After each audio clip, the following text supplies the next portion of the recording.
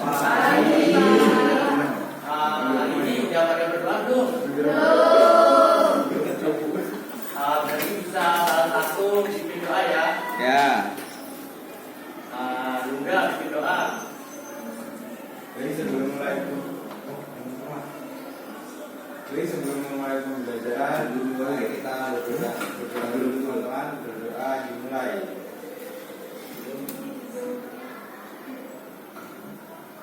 Doa selesai. Baik, selanjutnya sebelum kita mulai pembelajaran, Bapak absen dulu ya.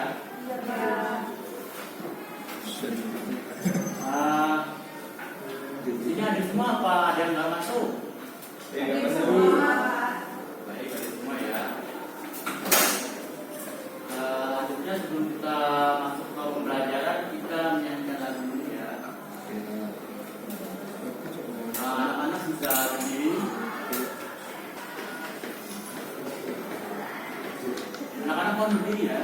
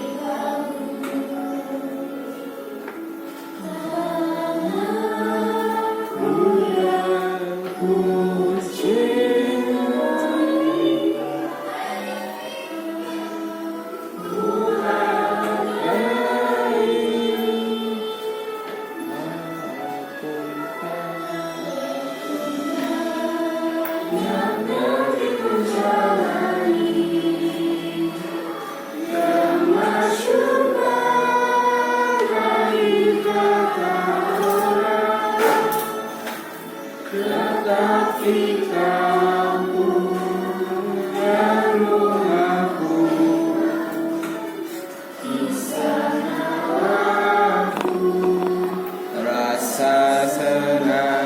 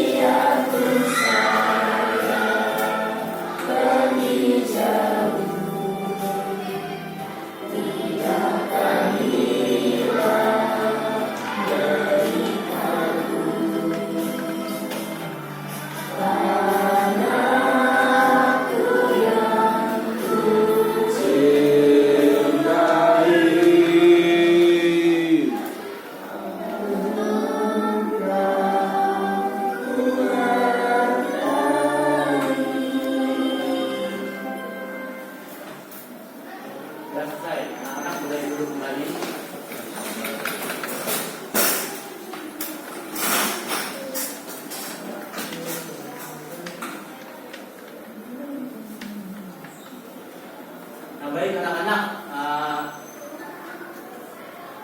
sekarang kita akan mempelajari tentang pengaruh bentang alam pada kegiatan ekonomi masyarakat.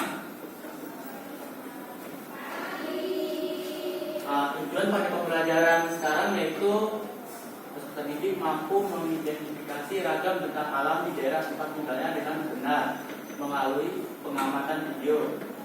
Selanjutnya yang kedua, peserta didik mampu mengetahui pengaruh perkembangan daerah terhadap kehidupan perekonomian masyarakat di daerah tempat tinggal. Nah, anak-anak, di sini ada pertanyaan. Di manakah daerah tempat tinggal kalian? Jawa Tengah. Ya, Jawa Tengah. Selanjutnya, pekerjaan apa saja yang sering kalian temui di daerah tempat tinggal kalian? Tani. Tani. Betul. Betul.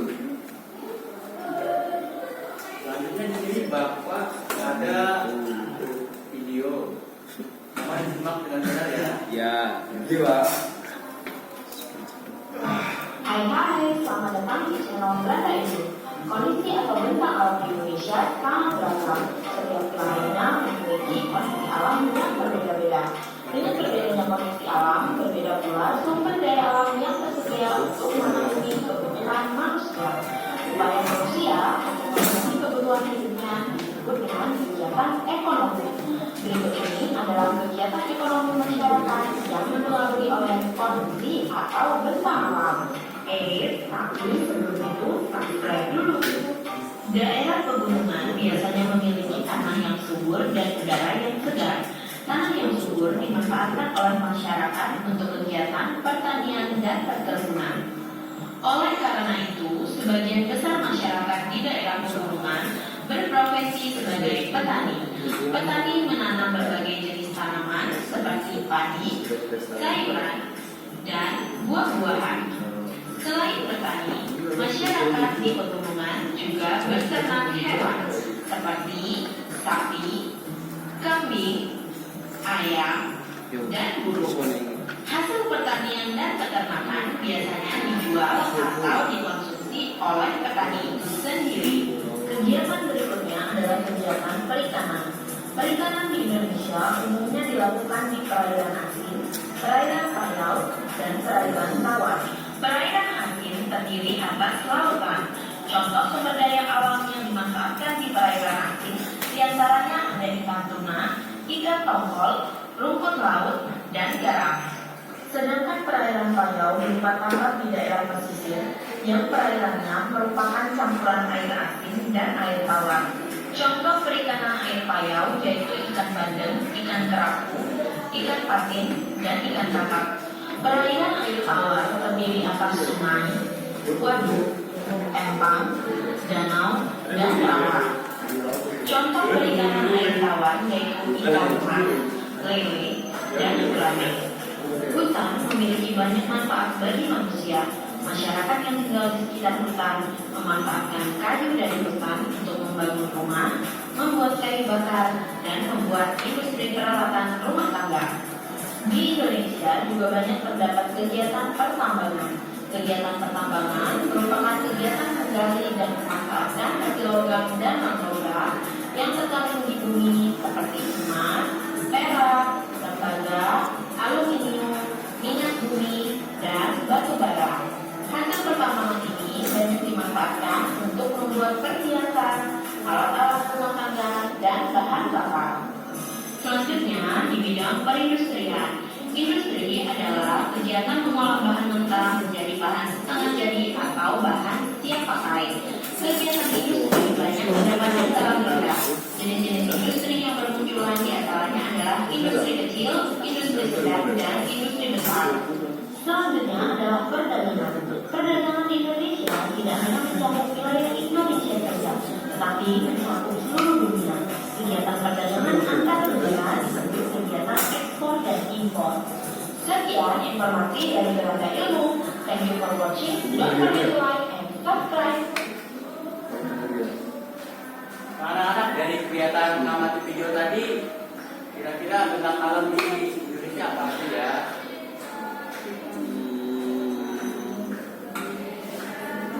punya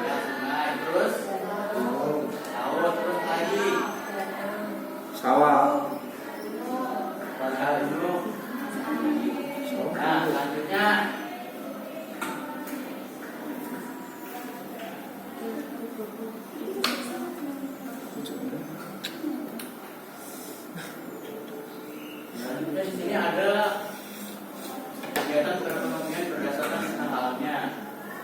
Di sini yang pertama pegunungan. Pemanfaatan daerah pegunungan untuk perekonomian dan usaha meningkatkan kesejahteraan masyarakat. Misalnya yaitu pegunungan Dieng di Jawa Tengah digunakan oleh masyarakat sebagai lahan pertanian kentang. Kemudian di Puncak Bogor, Jawa Barat untuk lahan perkebunan teh. Selanjutnya pegunungan-pegunungan di Jawa Timur untuk rekreasi. Dan yang terakhir pegunungan di Wijaya yang ada di Papua untuk jalur pendakian dan tambang emas. Kemudian ada dataran rendah. Pemanfaatan dataran rendah untuk aktivitas perekonomian misalnya yaitu di Karawang, Jawa Barat sebagai pusat industri, di Jakarta untuk pusat perkantoran dan perdagangan, di Semarang, Jawa Tengah untuk perikanan dan tambang, dan Provinsi Riau, Jambi, Sumatera Selatan yaitu untuk perkebunan kelapa sawit. Selanjutnya ada pantai dan laut. Contoh pemanfaatan pantai untuk kegiatan perekonomian adalah pantai di Pulau Bali yaitu untuk pariwisata, perdagangan, dan perhotelan. Selanjutnya contoh pemanfaatan wilayah laut. Misalnya yaitu di Selat Bali sebagai jalur transportasi masyarakat dari Pulau Jawa ke Pulau Bali. Kemudian laut Kepulauan Natuna yang terletak di Kepulauan Riau yaitu untuk pertambangan minyak bumi. Kemudian ada sungai. Pemanfaatan sungai di Indonesia misalnya yaitu di Sungai Kapuas, Kalimantan Barat sebagai jalur transportasi. Kemudian di Sungai Musi, Sumatera Selatan untuk perdagangan. Sungai Opak di daerah istimewa Jakarta yaitu untuk wahana olahraga. Dan yang terakhir Sungai Bengawan Solo untuk irigasi.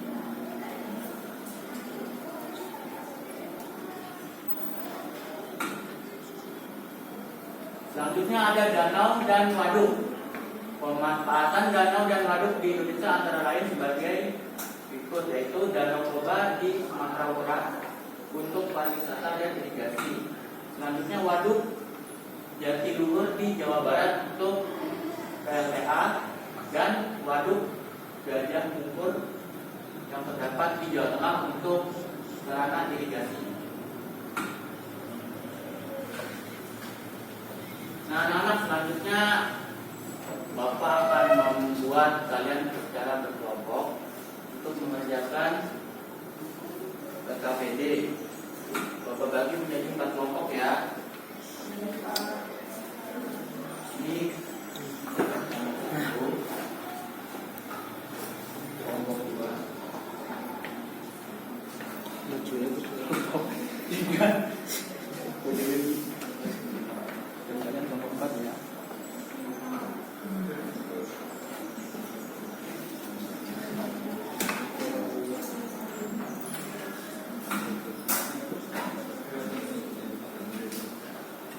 Ini Bapak kasih waktu sekitar 15 menit.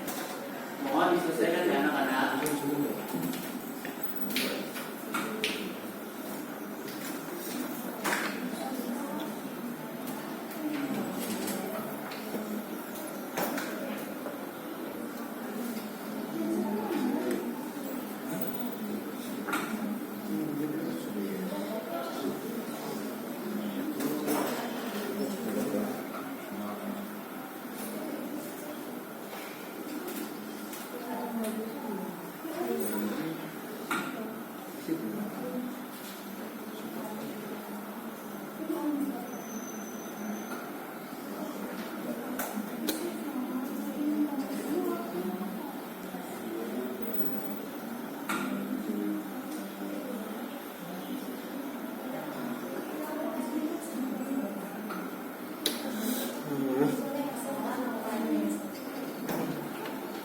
Ya, kenapa?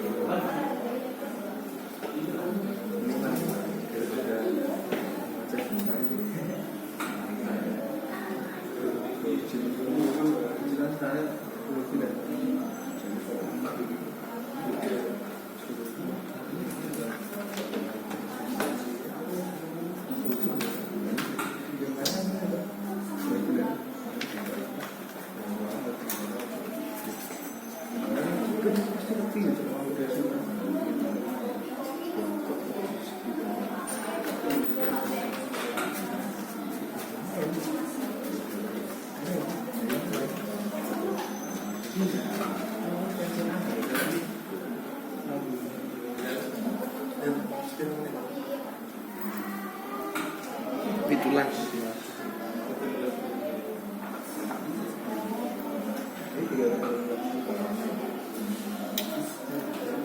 Sudah.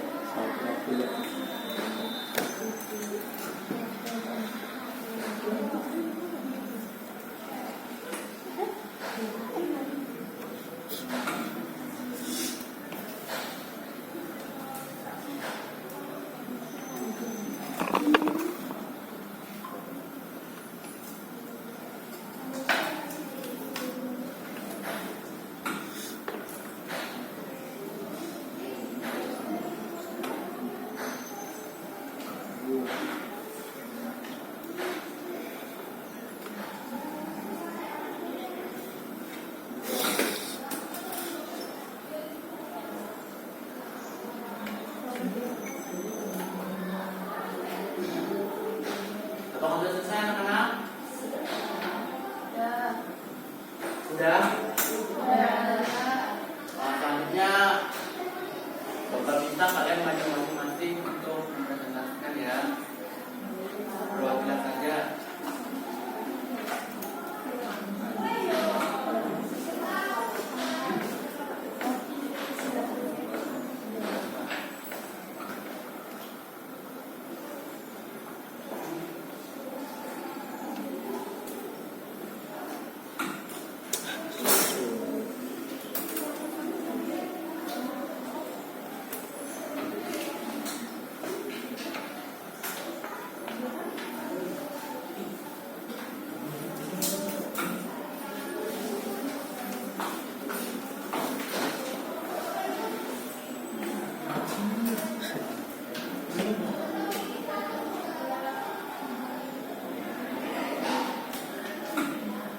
Dimulai dari kelompok 1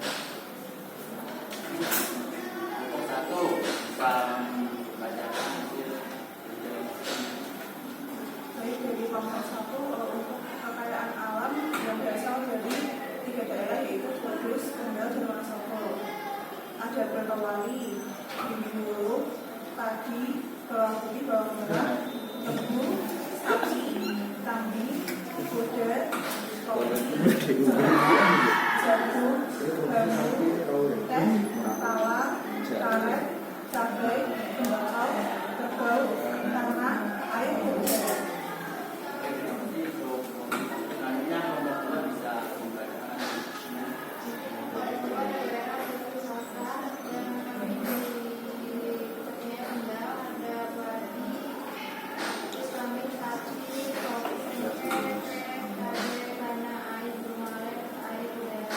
kelompok 2 bisa membacakan kelompok 3.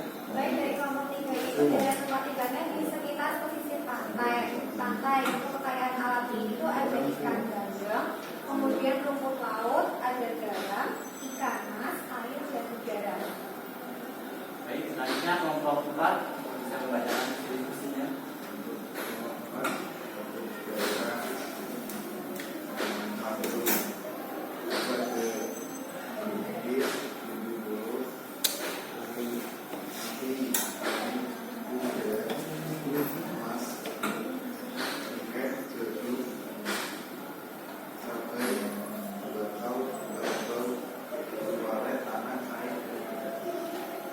Nah, sudah selesai semua pada presentasi kelompok kali ini. Bisa beri tepuk tangan. Kita lanjut.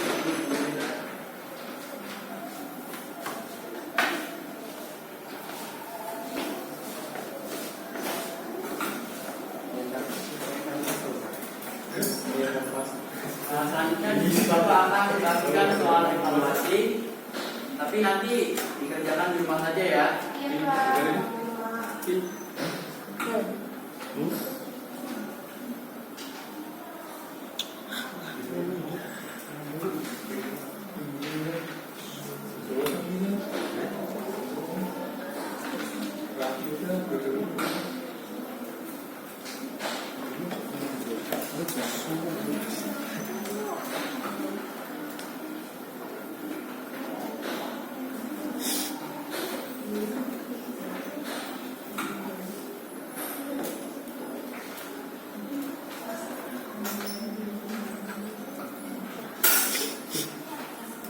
Nah, anak-anak dari pembelajaran tadi kira-kira kesimpulannya apa ya? Ada yang bisa dapat menyimpulkan?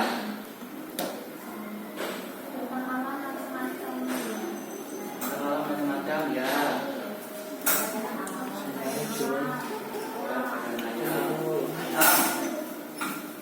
Jadi kesimpulan pada pembelajaran kali ini yaitu bentang alam dapat dibedakan menjadi 5, yaitu pegunungan, dataran rendah, pantai dan laut, sungai, serta danau dan juga waduk.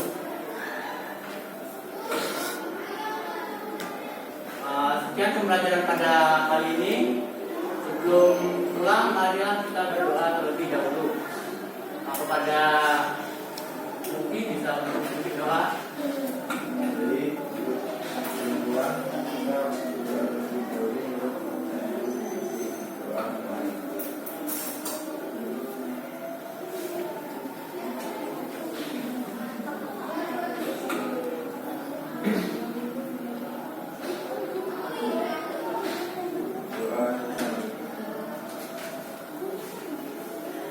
selesai sudah pada pembelajaran kali ini.